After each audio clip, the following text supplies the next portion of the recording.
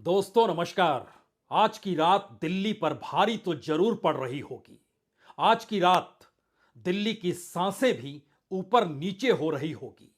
भारत की राजनीति में बदलाव के दौर को जिसने भी समझ लिया, अब वो ये मान सकता है कि भारत की राजनीति दरअसल एक नई दिशा में प्रवेश कर चुकी है। ये ऐसी राजनीति है जिसका एहसास एक वक्त महात्मा गांधी को चंपारण के आंदोलन के वक्त हुआ नहीं था। एक वक्त सरदार पटेल को खेड़ा के आंदोलन के वक्त हुआ नहीं था। और जिस दौर में नेहरू की रईसी को लेकर राम मनोहर लोहिया पार्लियामेंट के भीतर 3 आना बनाम 16 आने की बहस कर रहे थे, उस वक्त उन्हें यह एहसास था नहीं कि हिंदुस्तान की नब्ज के भीतर जो धड़कनें हैं वह किस मिजाज के साथ धड़कती है। राहुल गांधी की न्याय यात्रा आज खत्म हुई। पहले भारत जोड़ो यात्रा और उसके बाद भारत जोड़ो न्याय यात्रा। इस यात्रा के दौर ने राहुल गांधी को बदल दिया, या फिर आने वाले वक्त में अब कांग्रेस को बदलना होगा, या फिर कांग्रेस भी बदल जाएगी तो उसके बाद इस देश की राजनीति, इस देश की सियासत, इस देश के भीतर में कॉरपोरेट प्रेम या इस देश के भीतर की असमानता और उसे बनाते हुए सीढ़ियां दर सीढ़ियां चढ़ने वाली राजनीति को बदलना होगा। आज ये सवाल इसलिए क्योंकि इससे पहले भारत की राजनीति में कोई मुंबई के धारावी शहर के बाहर खड़े होकर यह कह नहीं सका कि धारावी दरअसल स्किल डेवलपमेंट का एक सबसे बड़ा केंद्र है। यहां पर हुनरमंद लोगों की तादाद है जो दुनिया के सबसे बड़े देश यानी चीन और उसके सबसे बड़े उस शहर को चुनौती दे सकने में सक्षम है जो कि उत्पादन का केंद्र है। इससे पहले किसी शख्स ने इस बात का जिक्र नहीं किया कि भारत की राजनीति इस दौर में दलालों के हवाले हो गई है और इस दौर में जो हुनरमंद है उसे हाशिए पर ढकेला जा रहा है। इससे पहले कहां किसने कहा कि क्या वाकई इस देश की आवाज में जिसके हाथ में डिग्री है और जिसके हाथ में श्रम है, दोनों को एक बराबर देखना होगा। सबसे पुराने राजनीतिक दल और उसके नेता राहुल गांधी की यह आवाज जो आज मुंबई से निकली और मुंबई के शिवाजी पार्क में जितनी बड़ी तादाद में लोगों की मौजूदगी थी, अगर बीते 24 घंटों के एक एक क्षण को जो राहुल गांधी ने मुंबई में गुजारे आखिरी दिन जो इस न्याय यात्रा के थे, अगर उसको परत दर परत पलटना शुरू कीजिएगा तो इसका आपको एहसास हो जाएगा कि भारत की राजनीति आज 2 दिशाओं में जा चुकी है। एक तरफ मौजूदा मोदी सत्ता है और दूसरी तरफ राहुल का वह समाजवाद है जिस समाजवाद को इस दौर में दफन कर दिया गया, यह कहते और बताते हुए कि भारत विकसित राष्ट्र हो रहा है, भारत की इकोनॉमी तीसरे पायदान पर पहुंच रही है।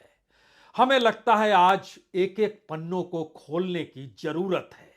ये ऐसे अनमोल पन्ने हैं जो आने वाले वक्त में आपको इसका एहसास बाखूबी कराएंगे कि भारत की राजनीति में कितना बड़ा परिवर्तन इस यात्रा के जरिए और कांग्रेस के भीतर बदलाव के जरिए और आने वाले वक्त में भारत की राजनीति को बदलते हुए हर किसी को दिखाई देगा, क्योंकि उसमें भागीदारी इस देश के जन सैलाब की होगी। वही जन सैलाब जो एक वक्त गांधी मैदान में जुटा, वही जन सैलाब जो आज शिवाजी पार्क में जुटा।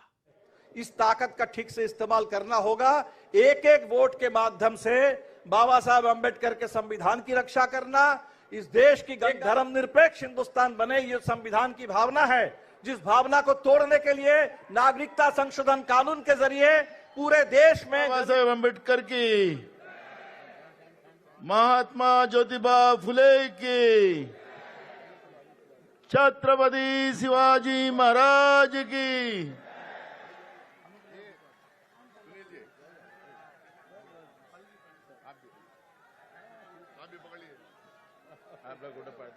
गुस्सा और आक्रोश इस दौर में राहुल गांधी के चेहरे पर बराबर रेंगता है। यह गुस्सा और आक्रोश दरअसल उनका अपना नहीं है। इस देश को लगातार जिस तरीके से उन्होंने नापा है वो गुस्सा और आक्रोश इस देश के लोगों के भीतर का है। इसीलिए किसानों के सवाल हो, मजदूरों के सवाल हो युवाओं के जो अग्निवीर का शिकार हो गए उनके सवाल हों, जो हाथ में डिग्री लेकर भी बेरोजगार हैं उनके सवाल हों, इस देश के भीतर में मजदूरी भी ना मिल पा रही हो उनके सवाल हो। इन सवालों ने दरअसल राहुल गांधी के भीतर एक बेचैनी पैदा की है। यह बेचैनी दरअसल इससे पहले छुपी हुई थी और आज भी छुपी हुई इसलिए है क्योंकि इस देश के पूरे तंत्र पर मौजूदा सत्ता ने अपना हाथ रख दिया है, यानी उसको अपनी मुट्ठी में भींच लिया है। और शायद इसीलिए आज राहुल गांधी जब ये समझाने लगे कि कोई उनसे 10 बरस पहले कहता या सोचता या वो खुद सोचते कि क्या वो ऐसी यात्रा कर सकते हैं, तो वो कभी नहीं मानते वो ऐसी यात्रा कर सकते हैं। या फिर 2004 में जब उन्होंने राजनीति में कदम रखा और पहला चुनाव लड़ा, उस वक्त भी कोई उनसे कहता ऐसा दौर आएगा, वो मानने को तैयार नहीं होते, क्योंकि इस दौर में जनता की आवाज कहीं है नहीं और जनता से संवाद बनाकर जनता की बातों को ही गारंटी की शक्ल में रखने की कोशिश उन्होंने की है, जिसका जिक्र आज सुबह किया। कल रात धारावी के चौखट पर थे, आज सुबह मुंबई के भीतर उन लोगों के बीच थे जो आंदोलन करते रहते हैं, उनको आंदोलन का पाठ भी पढ़ाया।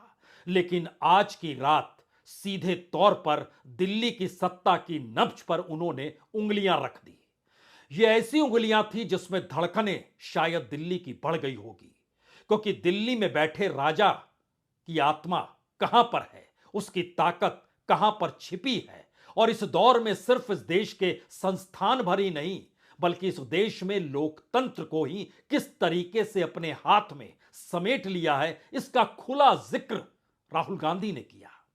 हिंदू धर्म में शक्ति शब्द होता है। हम शक्ति से लड़ रहे हैं, एक शक्ति से लड़ रहे हैं। अब सवाल उठता है वो शक्ति क्या है। जैसे किसी ने यहां कहा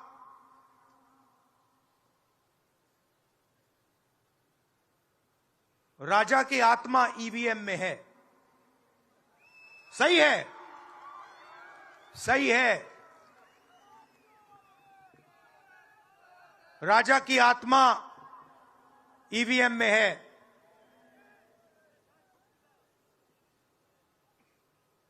हिंदुस्तान की हर संस्था में है,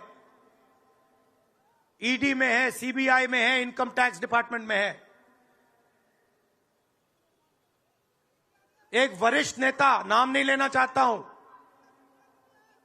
इसी प्रदेश के एक वरिष्ठ नेता कांग्रेस पार्टी को छोड़ते हैं और रो के कहते हैं, मेरी मां से रो के कहते हैं कि सोनिया जी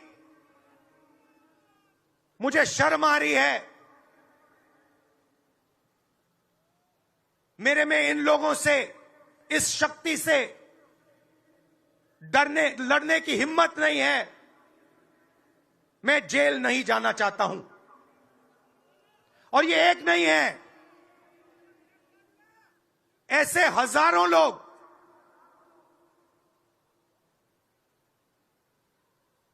डराए गए हैं। क्या आप सोचते हो शिवसेना के लोग, एनसी के लोग ऐसे ही चले गए? नहीं। जिस शक्ति की मैं बात कर रहा हूं, उन्होंने उनका गला पकड़कर